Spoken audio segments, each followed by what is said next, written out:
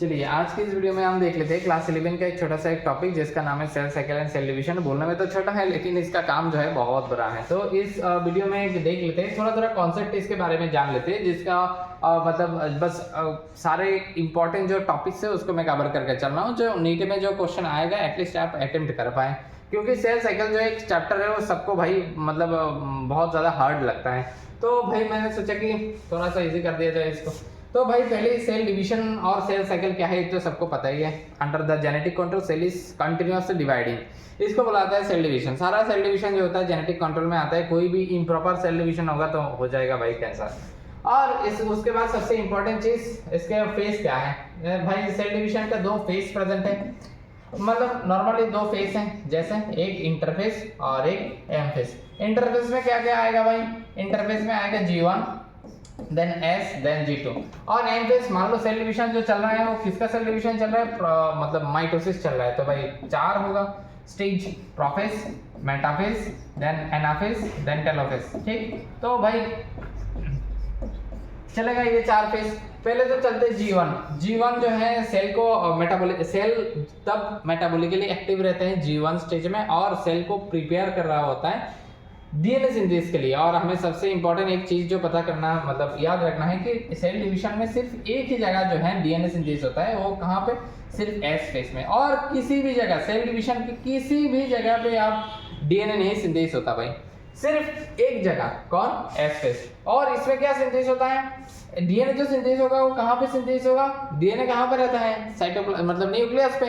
तो भाई न्यूक्लियस पे होगा डीएनए का सिंथेसिस, सेम एस फेस में ही होगा। फिर किसका डुप्लीकेशन और चाहिए सेंट्रियोल का। अगर आपको सेल मतलब cell the unit of life अच्छे से रटे होंगे आप, तो उसको पता होगा कि सेंट्रियोल का रोल क्या है सेल डिवीजन में। तो भाई सेंट्रियोल का भी डुप्लीकेशन होना बहुत इंपॉर्टेंट है। लेकिन सेंट्रियोल कहाँ रहता है, थोड़ी न्यूक्लियस पे रहता है। सेंट्रियोल रहता है कहाँ पे, कोई था कि साइटोप्लाज्म में था क्या, ठीक है सर। पहले डीएनए डुप्लीकेशन कोई भी वो डीएनए डुप्लीकेशन है वो न्यूक्लियस के भीतर है, और साइटोप्लाज्म में की कार डुप्लीकेशन है वो सेंट्रोजोम डुप्लीकेशन है वो, ठीक है सर।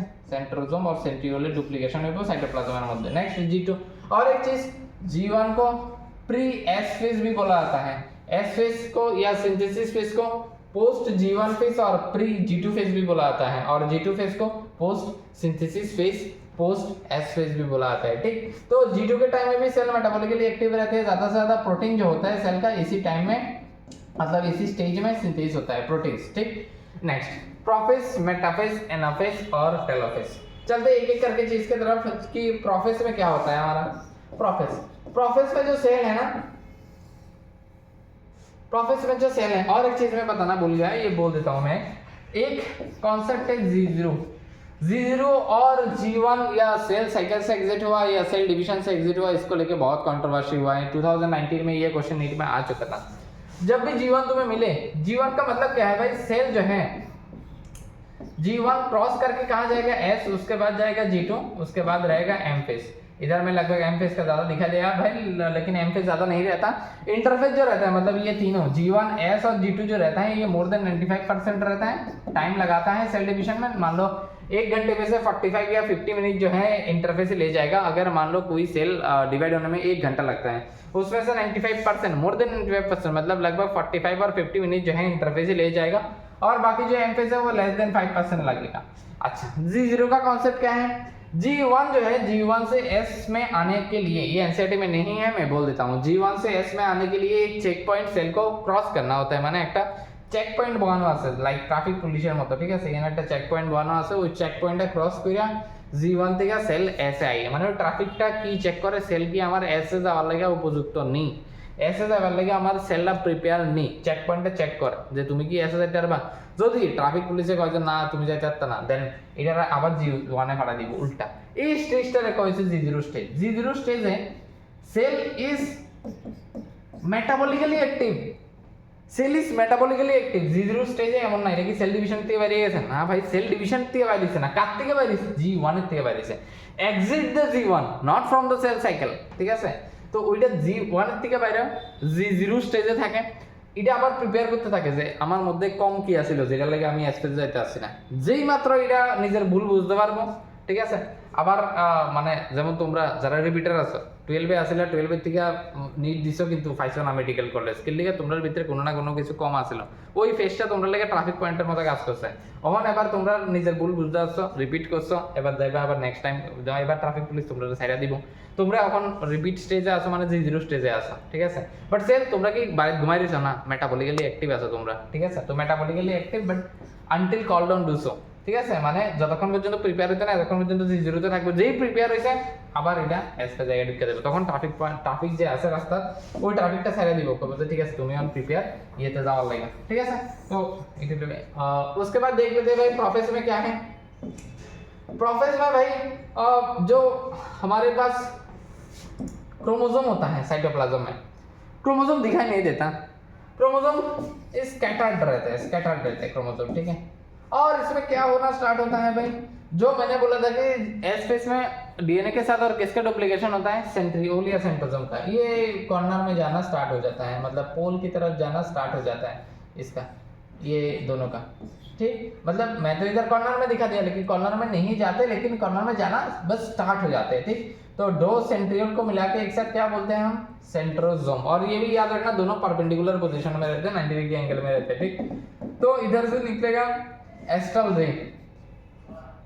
रे भी निकलना स्टार्ट हो जाएगा, ठीक। और आगे जाके ये मतलब फाइबर बनाएगा और काइनेटोकोर से अटैच होगा, ठीक है। तो एस्ट्रल रे इधर से निकलना स्टार्ट हो जाएगा और मतलब सेंट्रियोल जो है पोल की तरफ जाना स्टार्ट हो जाएगा। न्यूक्लियस जो है, न्यूक्लियस में जो मतलब सेल में जो सेंट्रोसोम जो होगा, मतलब बाकी सारे जो ऑर्गेनेली होगा वो धीरे धीरे डिसअपियर करना स्टार्ट हो जाएगा, स्टार्ट द डिसअपियर, ठीक। तो ये होगा प्रोफेस का सीन। जब नेक्स्ट फेज क्या है हमारे पास, प्रोफेस के बाद क्या आता है भाई, मेटाफेज। जब सारा ऑर्गेनेली का डिसअपियर होना बंद हो जाएगा, जैसे लेट प्रोफेस करके भी तुम्हारे एनसीईआरटी में एक डायग्राम दिया है, लेट प्रोफेस में डायग्राम जो है ऐसे दिखाया है, मतलब सेल का जो मेम्ब्रेन है वो डिसअपियर थोड़ा सा ही बचा है, मतलब लेट प्रोफेस। जब ये डिसअपियरेंस कंप्लीटली खत्म हो जाएगा, जब ये डिसअपियरेंस कंप्लीटली खत्म हो जाएगा, जो सेंट्रियोल जो है दोनों बिल्कुल ऑपोजिट पोल में पहुंच जाएंगे, तब किस फेज का स्टार्टिंग हो जाएगा भाई, तब उस फेज को हम बोलेंगे ये मेटाफेज स्टेज में आ जाएगा। और मेटाफेज फेज स्टेज का सबसे इंपॉर्टेंट बात क्या है भाई, इसमें जो क्रोमोसोम है ना वो इक्वेटर में आ जाएंगे। सारे ऐसे देखने में लगेगा कि जो क्रोमोसोम सारे इलिशॉप्टिक मास्कर है, सेलुलर मास्कर है, यार वैसे इक्वेटर है, यार वैसे আর একটা যেমন প্লেট বানাইলেছে, তো এদিকে এটাকে কইছে ইকুয়েটোরিয়াল প্লেট, ঠিক আছে। আর ওই যে কইছিলাম দুইটা সেন্ট্রোজোম দুই মাথা, এটি থেকে এক্সটারনালে বাইরিব, আর এটা কই আয়া লাগবো, ঠিক ক্রোমোজোমের মাঝখানে। ক্রোমোজোমের মাঝখানের জায়গাটারে কি কয়, ক্রোমোজোমের মাঝখানের জায়গাটারে এই জায়গাটারে কইছে কি কয়, জায়গাটারে সেন্ট্রোজোম। সেন্ট্রোজোমের চারদিকে ডিস্ক লাইক স্ট্রাকচার থাকে, ডিস্ক লাইক স্ট্রাকচার থাকে। এই ডিস্ক লাইক স্ট্রাকচারটারে কি কয়, কাইনেটোকোর। কাইনেটোকোরটা কি দিয়ে মেড আপ হয়, ইট ইজ এ প্রোটিনেশিয়াস, ঠিক আছে। তাইলে যে সেন্ট্রোজোমের দোনো দিকে ডিস্ক লাইক স্ট্রাকচার থাকে ওইটাকে কয় হইছে kinetochore, is made up with protein and help in the attach of astral ray at the site of मतलब সেন্টার অফ ক্রোমোজোম, ঠিক আছে। এটা ক্রোমোজোমের সেন্টারে অ্যাটাচ হইতে হেল্প করে। তো শেষ মেটাফেজ স্টেজ। আর মেটাফেজ স্টেজ ইজ দ্য মানে মরফোলজি স্টাডি করার লাগা বেস্ট, সেলের মরফোলজি স্টাডি করার লাগা বেস্ট স্টেজ যদি কোনটা হইয়া থাকে এটা হইছে মেটাফেজ। নেক্সট মেটাফেজের পরে নেক্সট স্টেজ কি আইয়ে, এনাফেজ। এনাফেজে কি আছিল, আমরা তো এখন দেখছি যে অ্যাস্ট্রাল রে দুটোটারে ধরে রাখছে, মানে সেন্ট্রোমিয়ার রে ধরে রাখছে, এটা কাইনেটোকোরের মধ্যে লাগায় রাখছে, ঠিক আছে। নেক্সট কি হয়, এটা তো মেটাফেজের। এরপরে সেন্ট্রোমিয়ার হয়েছে স্প্লিটিং, দুটোটা অ্যাস্ট্রাল রে দুইটা দিব টান, ঠিক আছে। ওইটা ভাঙে যাবে গা, এবার ভাঙে গেলে কি হবে, এক মাথা যাবে গা উপর দিকে আর এক মাথা যাবে গা নিচের দিকে। আর এই জাউনের প্রসেসটাও মাথাটা থাকবে উপর দিকে, লেজটি থাকবে নিচের দিকে, যে হেডটা যেটা মানে সেন্ট্রোজোম, যেটা সেন্ট্রোজোম না সরি এইটা যেটা সেন্ট্রোমিয়ার যেটা, ঠিক আছে। সেন্ট্রোমিয়ারটা থাকবে উপর দিকে মাথার দিকে, আর যে ক্রোমাটিডটি থাকবো, ক্রোমাটিডের জন্যটা টেইল যেটা থাকবো না, মানে লেজটি যেটা থাকবো এটি পিছন দিকে থাকবো। এটা দেখো পোলের দিকে আইতেছে, লেজটি পিছন দিকে, এটা পোলের দিকে যাইতেছে, লেজটি পিছন দিকে, ঠিক আছে। এদিকে কেটে টাঙ্গে নিব, ওই অ্যাস্ট্রাল রেডটা টাঙ্গে দিতেছে কার দিকে, সেন্ট্রোজোমের দিকে, ঠিক আছে। তো এই যে টানতেছে কি এর স্প্লিটিং হয়েছে, এটা সবচেয়ে অনেকে ভুল করে, কারণ মিওসিসে যাইয়া দেখা যায় আবার হোমোলোগাস ক্রোমোজোমের সেপারেশন হয়, আর এখানে কি সেপারেশন হইতেছে, এখানে সেপারেশন হইতেছে सेंट्री कार सेपरेशन होता है सेंट्रोसोम, सेंट्रियोल या सेंट्रोमियर, सेंट्रोमियर का डिवीजन हो रहा है राइट। और उसके बाद ये तो गया एनाफेज। नेक्स्ट एनाफेज के बाद लास्ट स्टेज कौन है भाई, टेलोफेज। टेलोफेज में क्या होगा, दोनों बिल्कुल पोल में पहुंच जाएंगे, दोनों बिल्कुल पोल में पहुंच जाएंगे ठीक। तो भाई उसके बाद होगा साइटोकाइनेसिस। साइटोकाइनेसिस के बाद दो अलग अलग सेल बन जाएंगे।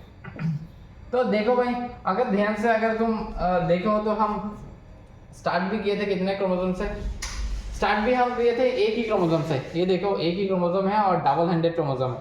और खत्म किसने किया था, नंबर कैसा था, नंबर इसमें कैसा था, नंबर देखो कितने क्रोमोसोम था, 1 क्रोमोसोम, लेकिन इसमें क्रोमाटिड 2 था, लेकिन क्रोमोसोम नंबर 1। और खत्म किसमें किया हमने, एक ही क्रोमोसोम, लेकिन इसमें क्रोमाटिड कितना है, क्रोमाटिड से हमें लेना देना नहीं है।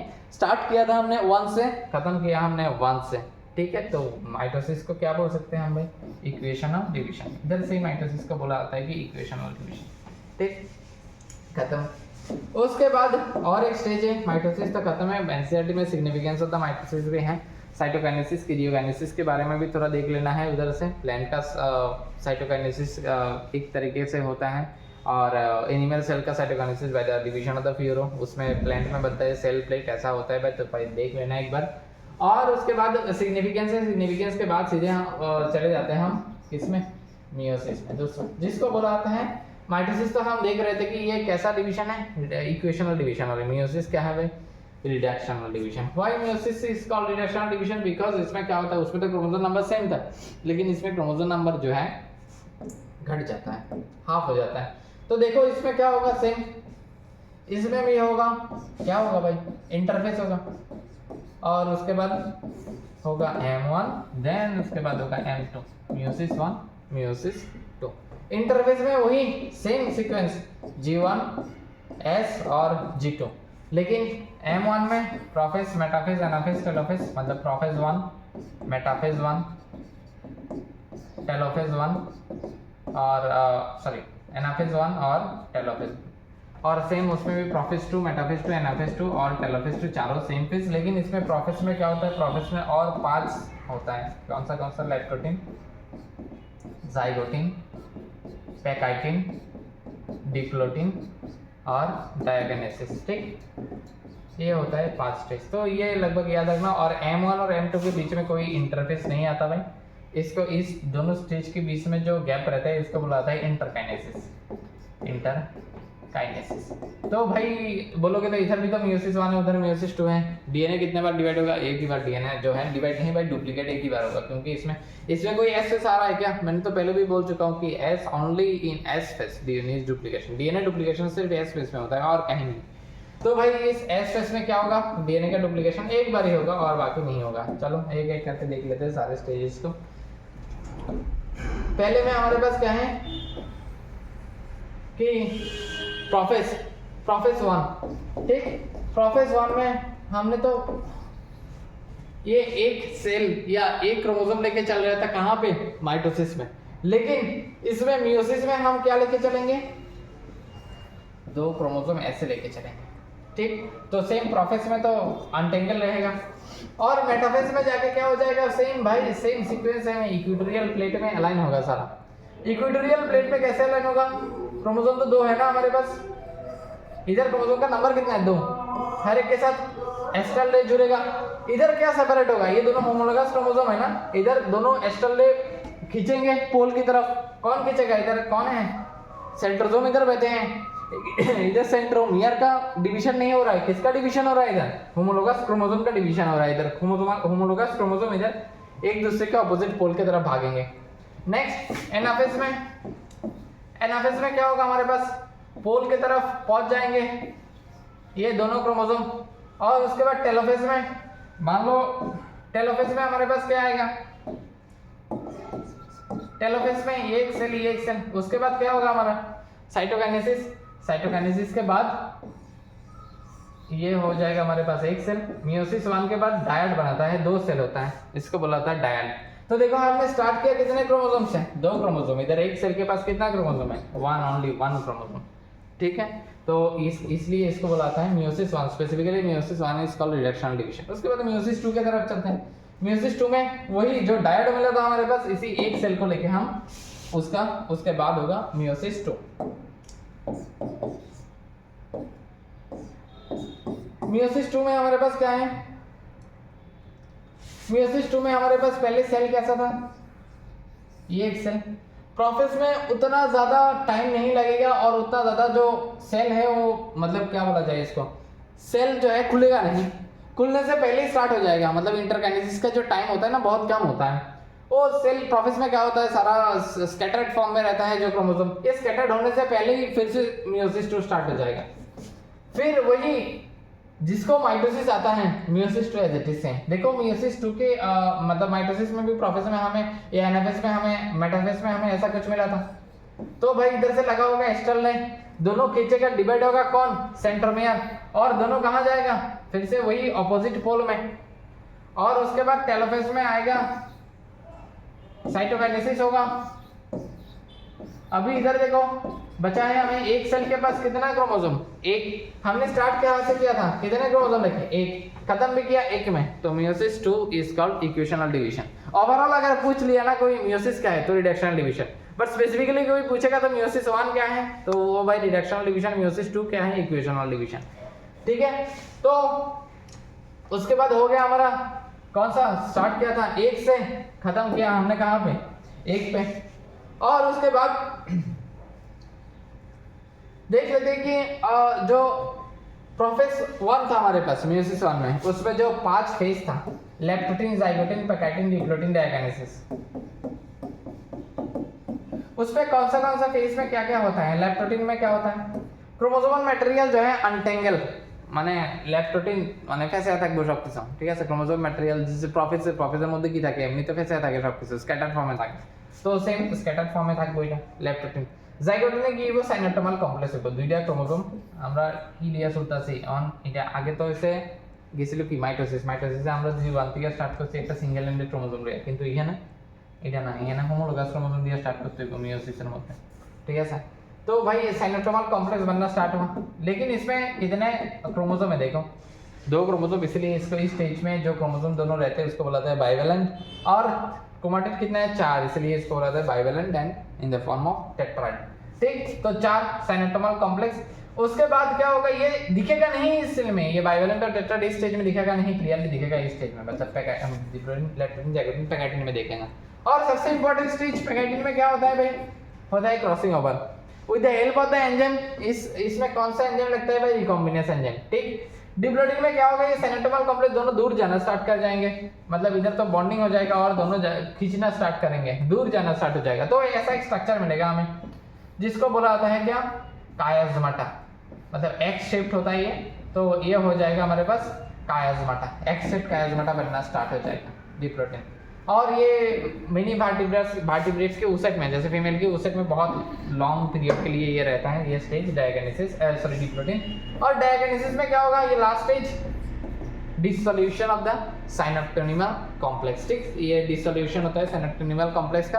तो लगभग उसके बाद वो मियोसिस के सिग्निफिकेंस भी देख लेना, ठीक है। तो लगभग ये अगर तुम रट पाओगे अच्छे से इधर तक कि क्रोमोसोम का कैसे कैसे चलता है, कहाँ पे क्या होता है। और हाँ, माइटोसिस में जो एनाफेस मेटाफेस में क्या बोला था मैंने, base stage for the study of the morphology, और साइज और शेप के लिए बहुत इंपॉर्टेंट जो स्टेप है वो है एनाफेस। तो भाई देख लेना, ये तो छोटा सा वीडियो था, इसमें इतने अच्छे से मतलब ऐसे मतलब cell cycle and cell division बहुत इंपॉर्टेंट टॉपिक है इसमें।